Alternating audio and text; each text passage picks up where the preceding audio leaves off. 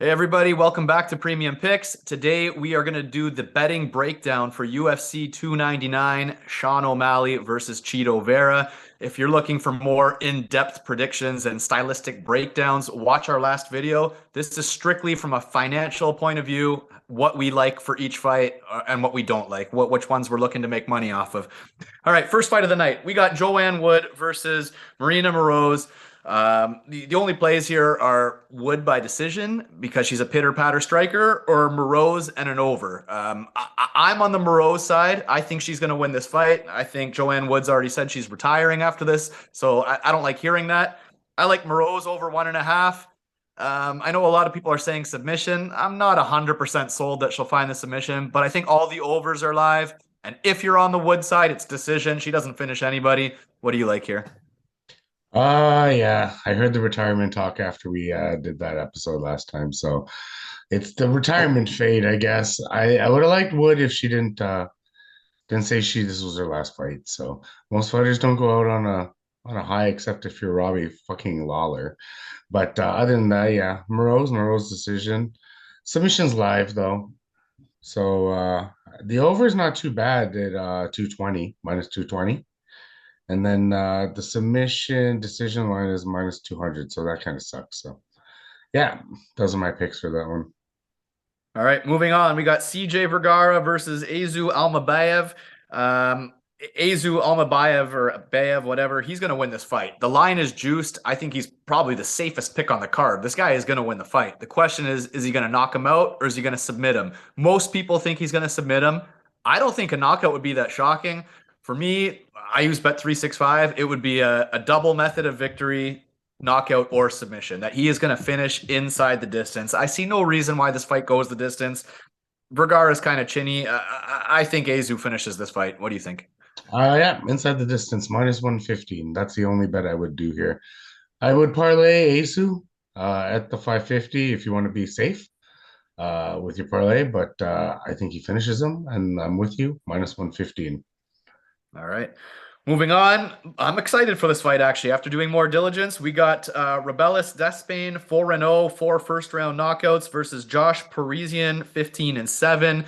A lot of people think that, hey, Parisian doesn't get finished in the first round. That's all true, but he's got no power coming back, so there's no threat to Rebellis, and he's not a good wrestler. So I don't think he's going to expose him and take him down and do anything here. So this looks like a Rebellis knockout all day, unless he's an absolute fraud and gasses.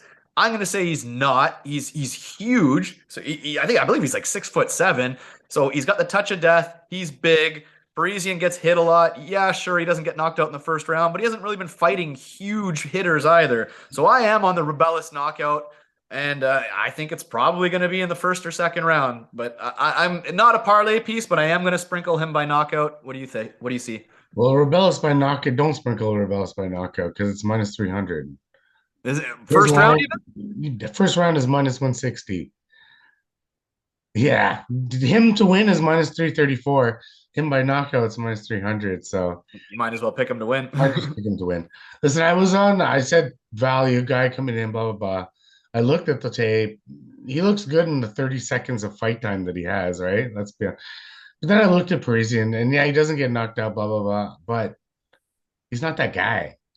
Josh Parisian is just not that guy. He's not a hype detrain rail kind of guy. Like, he's just not that guy. Like you said, this guy would have to be a complete fraud to lose to him.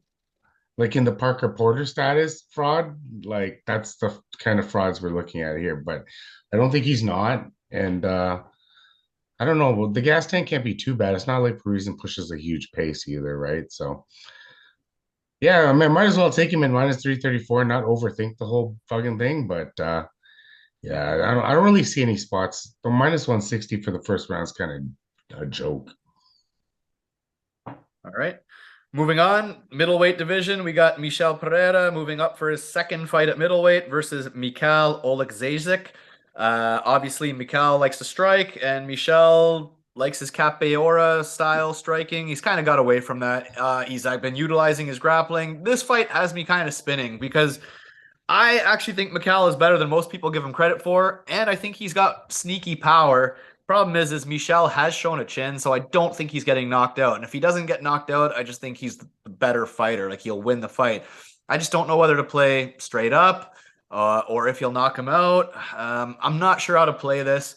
It might even be a pass, honestly. Is there any numbers there that are calling your name, or what do you see? I like the Pereira line by itself at -150 because I think he's the better fighter That's overall. that's the money line. That's the money line. Yeah. Yeah, that's good. That's good. Yeah, I like the Pereira money line at -150. I also sneakily like Pereira by decision and plus 280 as well because I can definitely see him slowing down they're both slow. I mean, not slow as in like Oleksiejczuk throws maximum of like 60-ish strikes for a fight and Pereira on his good days is like 80 something, right? So that's not like a heavy pace. And we expect Michel Pereira to employ some grappling unless Oleksiejczuk on the ground is a complete wash, which he's shown to be a little inept on the ground. The only other way this finishes is you want to stab Pereira by submission at plus 500. That's another good bet there, I would say. So I'm on the Pereira side. I like him by decision or submission. All right. Moving on to the light heavyweight division, we got Felipe Lins 17-5 versus Jan Cutelaba 17-9-1.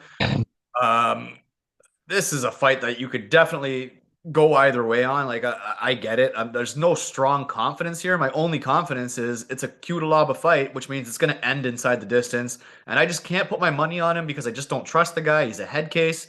So I know a lot of people will be on Cutelaba. No problem. I see no issue with that. But me personally, I'm going to be on Lins by finish for the extra points because Cutelaba doesn't go the distance. So I got Lins by finish.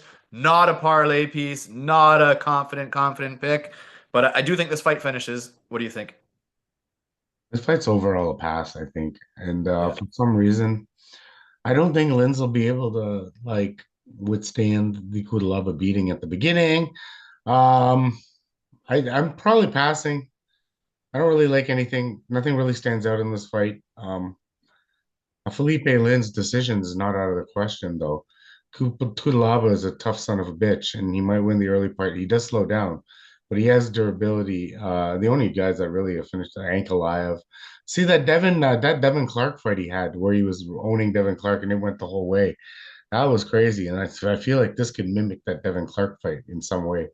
So the only way to play this is to play the overs. Unfortunately, you might I don't yeah, you don't think it's going to go that way, neither do I. But the lines are kind of whack unless you actually have a side that you want to go on to, which I'm not. I'm going to pass. I'd rather take a over 1.5 at plus 100 uh, and see these guys go a little bit farther. I mean, if it's going to finish early, it's going to be Cutelaba finishing early and Lynn's finishing late, right? So Yeah, I mean, full disclosure, I'm just saying what I think, like for the purpose of giving you, I don't want to just keep saying pass, pass, pass, pass, pass, no, but no, no, I get but it. it's I it's get just it. it's probably not the best fight to bet on. There's no numbers here that strike out at me, but like the over 1.5 does strike out at me. I think this hinges more on Felipe Linz's durability because we know that Cutelaba will come out like a bat out of hell, right? So there's money to be made. It's just I don't think the unders are the way to go for this fight if you want to play this fight. I'm personally not. All right. Moving on to the bantamweight division, we got Pedro Munoz 20-8 versus Kyler Phillips 11-2. Um, in the initial breakdowns, I think we were both kind of on Phillips, and now I'm kind of flipping to be honest, just because the way the line is. Like I feel like the two plays here are Phillips' decision because Pedro Munoz does not get finished. He's got a granite chin. So Phillips by decision for the extra points because his money line's not good, or a Pedro Munoz upset because he's already the plus money. So I think the only way Phillips wins is by decision. Quite likely, volume possible, or the Munoz upset. Those are the only two ways to play the fight for me, and I'm not even sure I'm going to play it. What do you think? Fight goes the distance is -275. I'm gonna parlay that. I like it. Um, it's one of my stronger leans of the whole card. Munoz doesn't come with enough volume, like head strikes, to for me to like. The only way he's gonna finish this is if Kyler Phillips gets tired, tries to wrestle, he goes in for like a double leg or something. Munoz grabs a guillotine and just latches it up. Kyler Phillips probably gives up at that point. Other than that, like if this stays as a kickboxing match for three fights, I mean 3 rounds, sorry, it's gonna go. No one's gonna go down. Munoz doesn't throw enough head volume to go down. He throws lots of leg kicks, but his arms are too damn short. Like a Tyrannosaurus Rex in there. So he's like, yeah, he's got like a 53-inch reach. It's something, or 62-inch reach. It's something ridiculously small for any man. So yeah, he doesn't reach the head too often. So that's why most of his fights go, but he's got to beat him on volume. It's going to be leg kick volume. So plus 350 for a Munoz decision ain't so bad, eh? So, That's what I'm saying. You could play them both on decision. well, you get minus money on Kyler, though. That's the problem. Minus Even one. his decision line too. Yeah, it's minus 115. But say you put a little bit more on Kyler's decision line. You put some on the fight goes to the distance, and then you put like half your bet on the Munoz line. Then you're guaranteed once it goes to decision, you're guaranteed some you to make something, right? So bet wisely, bet unit size. So All right.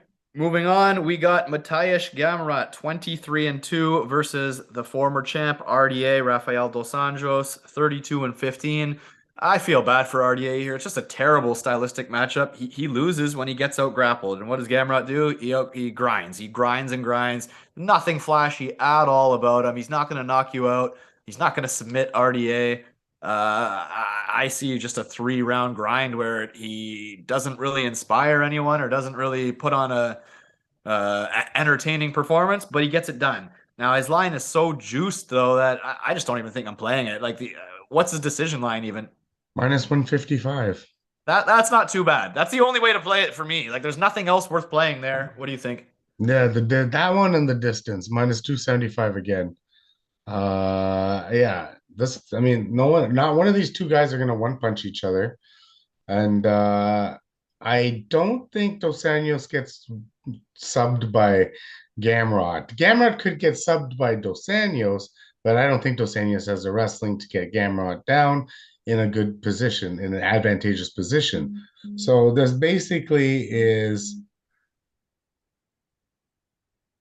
a wash. Like it's going to be like Dos Anjos' bad takedown defense. Well, I wouldn't say bad takedown defense when he can out grappled by a grappler and then sat on for 3 rounds like Gamma does, right? So yeah, once the fights he's finished has only been injuries, right? It's that Fiziev one, and then the guy injured Diego Ferreira injured his rib or something when they were fighting. So he doesn't really finish anybody, right? So All right, moving on to the last prelim of the night. Oh, sorry, it's not. Nope, never mind. We got Caitlin Chookagian, 18-5, or Caitlin Sermonara, she's going by now, versus Macy Barber, 13-2. The things that stand out here are, I mean, history would suggest Chookagian wins a decision on volume. That history would say that, but I'm going against history, and I'm just saying she hasn't been active at all. She barely squeaked by Hebus. I'm going more based off recent performances than history. So I get the Chookagian decision. That line or that prop does make sense. Absolutely. You're getting plus money there. It makes sense. But I'm going to say Macy Barber gets it done. And potentially, if Chookagian's heart isn't in this, a big shot might even make her put her down. I know it sounds crazy because Barber's not some vicious striker, but if her heart's not in it and she's got one foot out the door, Barber will hit hard enough that if you're not in it, she could end it. I'm going to play Barber, not a parlay piece. Women's MMA, I don't think either are great. In fact, Barber's rubbed me wrong so many times with all her decision robberies, but the judges like her. So if the judges like her, I think she's going to get the nod anyways. I'm going to be on the Barber side, not a big play. What do you see? I was dogger passing women's, but this one here is a little weird because I think Barber has the intensity to go after Chookagian and not stand at range. She'll eat one to come in, and she's not too worried about what's coming back at her. Judges do like her, so yeah, I'm on the Barber side here again. I did flip onto the Barber side. The Barber KO at plus 400. It's not too bad. Can she overwhelm her? I think she can overwhelm her, right? Barber at minus 225 scares the shit out of me, but Barber at plus 400 on a KO prop. Yeah, sign me up for that. If I'm gonna play that, I'm gonna sprinkle that. I'm gonna sprinkle that prop. That's what I'm gonna do. Yeah, just a single 20 bucker, something small, single, don't parlay it. It's That's worth it. exactly what I'm gonna do for that fight. That's the only way I'm playing that fight. Minus 225, it would kill me that this is one of my parlay busters later on in the night, right? Yep. I'd rather lose on Sugar Sean. All right, moving on to the last prelim of the night. I love the fight. It's going to be a fraud checker. We're going to find out what's going on here. But we got Curtis Blaydes 17-4 versus Jailton Almeida 20-2. Almeida's looked nothing short of dominant, but one-dimensional as hell. We're going to find out if he can take down a real wrestler. This is the test. If he takes down and makes it look easy against Curtis Blaydes, all the respect in the world to him. He deserves the title shot. The guy's the real deal if he does that. I don't think he's going to do that. I'm going to be on Curtis Blaydes.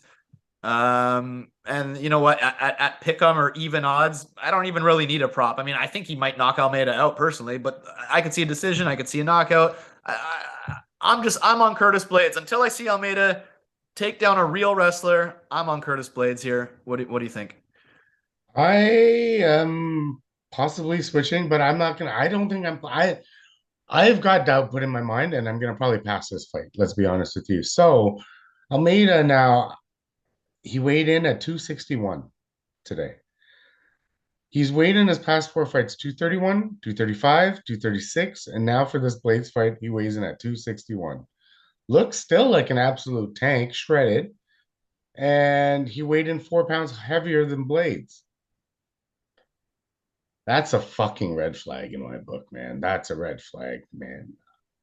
I'm not saying he can or cannot take down Blaydes, but sure, one of my things was that he was such an undersized heavyweight that he's not going to be taking down Blaydes for sure. Now he's not such an undersized heavyweight. Does he lack the explosiveness? Does he lose any of it? I don't know. Was he just fucking with us this whole time and then he puts on this 30 pounds just legitly? Because he did it a lot quicker than John Jones did. I don't know. If he weighed in at 235, I was on Blaydes, no problem, because I think he was undersized, he couldn't do it. Now he's 261.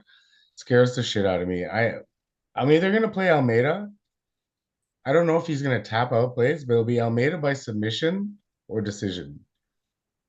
All right. Hey, it's going to be a fight that we learn from. The 261 really scares me, man. Like a guy. I don't know if I would like someone gaining that much weight that fast and being confident how they're going to perform 30 pounds heavier. I don't know. And going up against a beast in Blaydes. I don't know. Yeah, but maybe he just could have put on the weight all this time and just chose not to, right? Because the guys he's fighting, let's be honest, you just said it there, a bunch of fucking cans, right? So like he's just beating a bunch of cans. And Derek Lewis, so help me God, you are now unfortunately a can. Like it's unfortunate, but that's what your careers come to, right? Right. So like he's fighting plumbers and garbage men, but I get it. But maybe he was just waiting for the shot. Like it's so scary to see a guy come in at 261 and not show flab, right? Like he looks exactly like he did, just not as shredded. All right, guys, moving on to the main card. If you haven't already, please please subscribe. We do appreciate it. First fight of the main card. Absolutely very interesting fight. We got former champ Petr Yan, 16-5, versus the new, well, I shouldn't say new. He's been around forever, but he's up and he's been on the rise, Yadong Song. Not new by any means. He's been around forever. Now, this is a fight that I'm kind of flipping on. So earlier in the week, I go, Song's going to win on volume. Volume alone is going to be enough to win this fight. And you know what? Just the more I sit on it and the more I've watched and watched, I can't help but think, yes, it scares the hell out of me that Yan throws away a lot of first rounds. So that sucks. That's concerning. 100% that's concerning. The volume's concerning. But I do think Petr Yan is the better grappler. This guy did out-wrestle Sterling that first fight. He has had tremendous wrestling his whole career, other than the one Sterling fight where he got backpacked a couple rounds and Merab. There's no shame in that. I still think Yan's the better wrestler. I think Yan has the better hands. I think Song has the volume and the power. So it's an interesting clash. But I do think Petr Yan is still the better, more technical fighter. I really do think that. And I think this fight, no matter what goes the distance. I don't see either guy getting knocked out. I don't see either guy getting submitted. I think whatever side you're on, you pick decision. And I'm just my confidence in Song is gone. I think Jan is better than we're giving him credit for. I think everybody's written him off, and I get it, but I still think he is the better fighter. I don't know. I don't know how I'm playing it right now. I think it goes the distance. I think it's a decision. What do you think? Well, distance is minus 235. And if you play both of them by decision, Jan's plus 155 and Song's plus 200.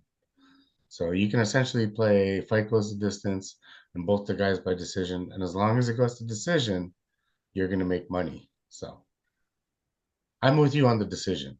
I can see it go both ways.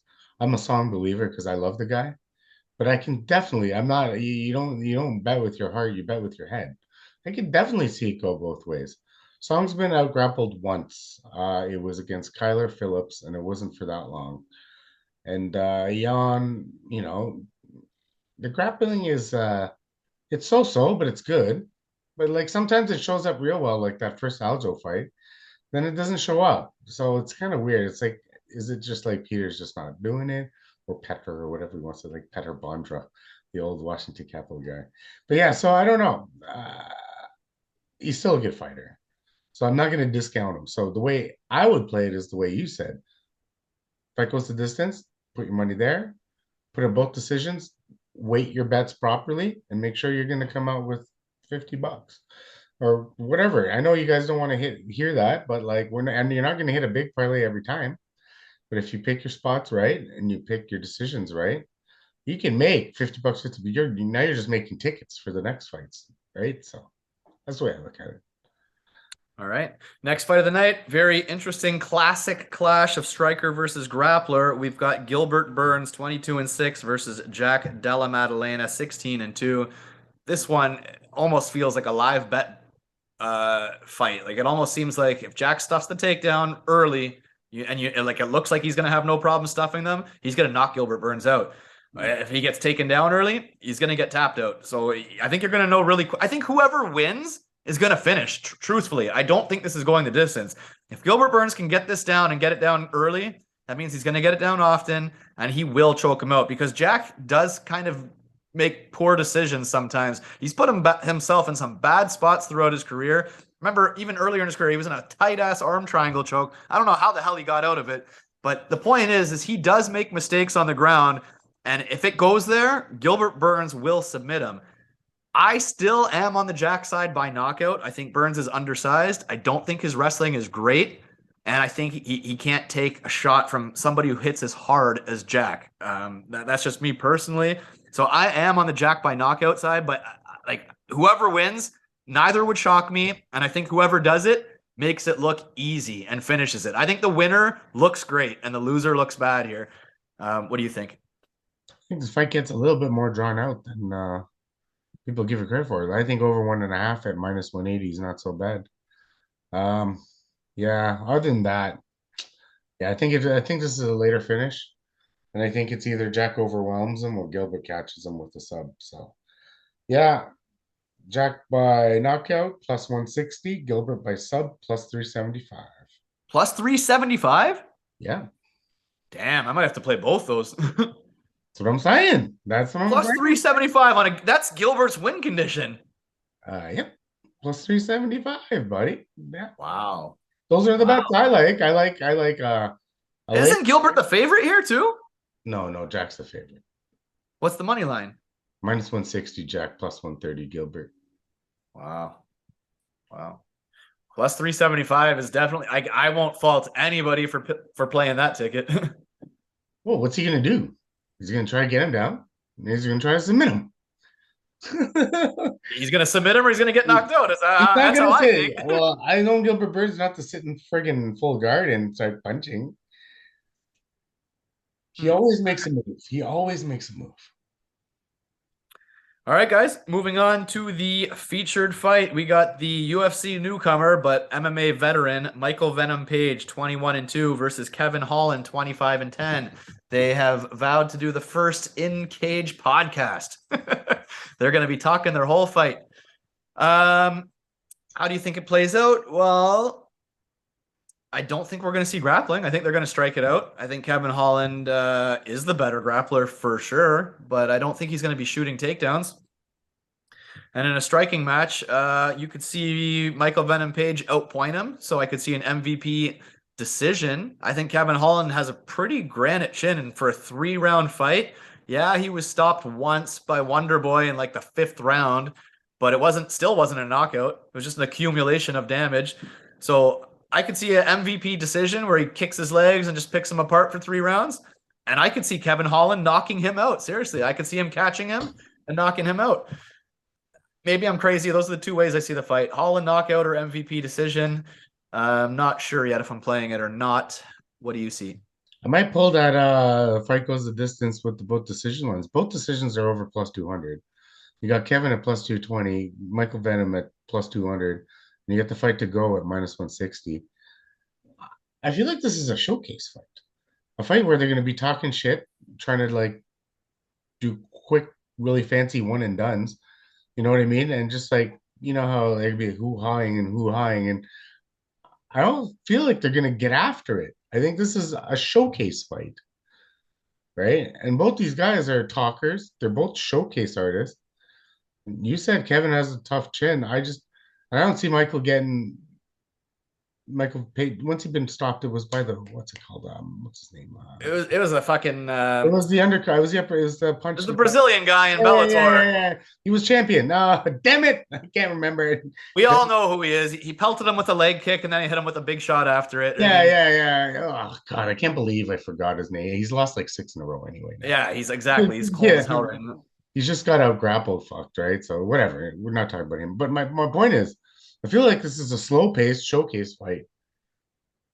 I think both guys are gonna get into the limelight, and that's how they're gonna play it. So every time a fight like that happens with Kevin Holland, though, he never gets the decision. Never. Kevin Holland's been robbed on a lot of decisions where he could have got the nod, but the judges just, I don't, if it turns into the fight that you're visualizing, I think Yeah. that's an MVP decision. Well, yeah, that's why I play both sides. But at these odds, both sides are playable at plus 200 or better, right? So see how my night gets to that point because I'll play a bunch of singles on this. You know, the fight going to decision at minus 160 kind of covers you on the splitting your money the other way to make sure you make a bigger cut on them, right? So because this way you're not going to lose as much once it goes to the decision, right? So Okay, guys, that brings us to the co-main event, which I think for a lot of hardcores is the hardcores main event. I seriously think a lot of people are really looking forward to this fight, myself included, actually. We got Dustin the Diamond Poirier, 29-8 versus Benoit Saint Denis, 13-1. A lot of people are going to disagree with me. I've already seen the comments saying he's unproven. I don't know why you're so confident. Well, you're right. Maybe I'm not so confident, but this will be my biggest play of the night. I am picking Benoit Saint Denis by finish. And I get it when you say he's unproven. You think he's going to get cracked coming in. He's sloppy, whatever. I get all those comments. I don't care. There's a trend going on. It's sad for me to say it, but it's the end of a generation. All the guys that I grew up watching, I always root for the old guys. Always. They're not winning. There's a trend. They're all on their way out. They're all done. Benoit Saint Denis is much bigger, much stronger.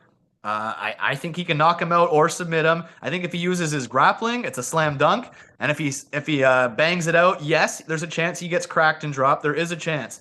But I just think he does hit harder. I think he's more durable. I think he's better than Michael Chandler, who Poirier scraped by. I think he's better than Gaethje, which I'm going to catch shit for because I think he could grapple Gaethje to death. Gaethje can't grapple at all. I just think it's the end of an era. I love Dustin Poirier. I've loved all his fights. I'm not going to be upset if I lose this bet, but I feel good that Saint Denis is going to finish him, and this might be the last you see of Dustin Poirier, unless he does like a one-time, just like a money fight, like a old guy versus old guy fight or whatever. Love Dustin fights. That's just how I see it. I'm taking Saint Denis to finish. What do you see? I don't know. I'm passing this fight to be honest. I'm actually going to play it based on our friendship and your recommendation. I'm going to do a little parlay or a couple parlays with them, but yeah, man, I don't know. I'm stuck in the middle of this. I can see the Denis side, 100% better grappler, better wrestler. very tough as hell, can take the punches, but I can also see the Poirier side, cleaner boxer, lacks the takedown defense, fought the way better competition. I mean, the list goes on. I'm not going to go through everything everyone else has said, but I personally don't have a thought on this fight. Me personally, um, but yeah, we've been friends for a long time. I take your word at some point. So I like Oh, to play all the fights. I'm gonna put a couple $100 on it for sure. Like that's again, don't follow me. Follow your heart. Follow your gut. But I feel very good. I don't know. I mean, like, fuck. I've lost before. Believe me, I've lost before. But I feel good that he's finishing this fight. No, I get it, man. I listen. It's gonna be like I'm gonna pick three guys and I need a last leg to a parlay. I'm gonna throw this guy on there. Look, I like some, so boom. That's what I'm gonna do. But yeah, guys, do what you got to do. Don't. These are just. We're just pointing you in what we think.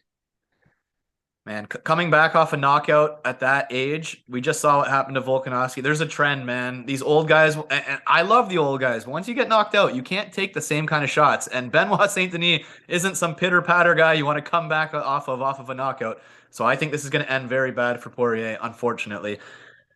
Okay, that brings us to our main event. We got Sugar Sean O'Malley, the one that all the young kids seem to love, 17-1, versus Marlon Chito Vera, 23-8-1. Call me fucking crazy, but I want to play Marlon Chito Vera, and I hate Chito Vera. If you watch every card we've ever done, I'm always like, this guy stinks. Most overrated fighter ever.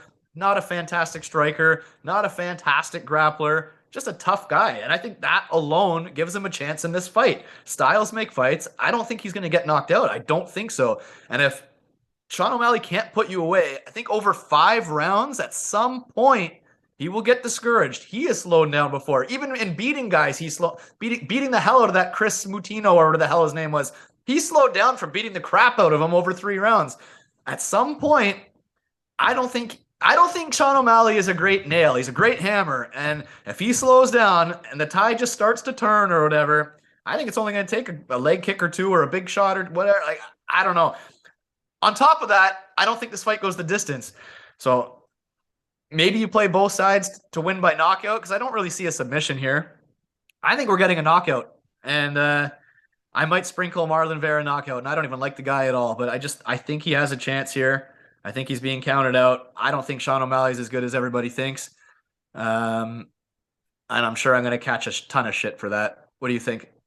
I watched weigh-ins. Vera had to come back twice and use the box, and he looked like relieved that he made the thing. So I feel like he's going to kind of slow down at the end of this fight. I know he always is going to be there. He's always going to come, but he does slow down. We know he does. He has tons of power. He packs a ton of power. But Sean, for all his faults, he's been defensively sound in the striking bit. Um, how much wrestling is Marlon Vera going to do? I don't know. I don't think much. I just don't know. One of my better plays on the card. I think Sean O'Malley by decision is on the table. I also think you can counter that with a small bet on Marlon Vera by decision. But I think this goes to decision. The UFC has it written in stone that Sean O'Malley wins the decision. Yeah, I don't think Vera has a chance at a decision. He's got to Oh, stop. He's yeah, got to yeah, leg yeah. kick him. This is like Macy Barber. That fight goes to decision. Caitlin Chookagian doesn't have a chance. These are guys that UFC brass like to win decisions. So Sean O'Malley already said in multiple interviews that Marlon Vera is tough, and he's ready to fight 25 minutes. So I think he's going to take his time at the beginning.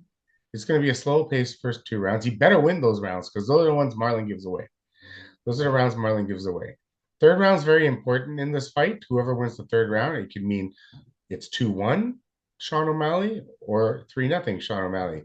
In the Dominic Cruz fight, you saw how a 2-1 turns into the kid knockout, because Marlon lost the first 2 rounds and then won the third round and then knocked out Dominic Cruz. But imagine he was down 3 rounds. That'd be Cruz could just go on cruise control, literally, right? So that's my thoughts behind this. I'm going to take O'Malley by decision. Depending on how my night goes, I might put a sizable bet on O'Malley by decision at plus 110, because I think that's his win condition. I don't think there's a knockout on the table. I don't think there's a submission on the table. His win condition is to go win by decision. And I think that Cruz's Vera's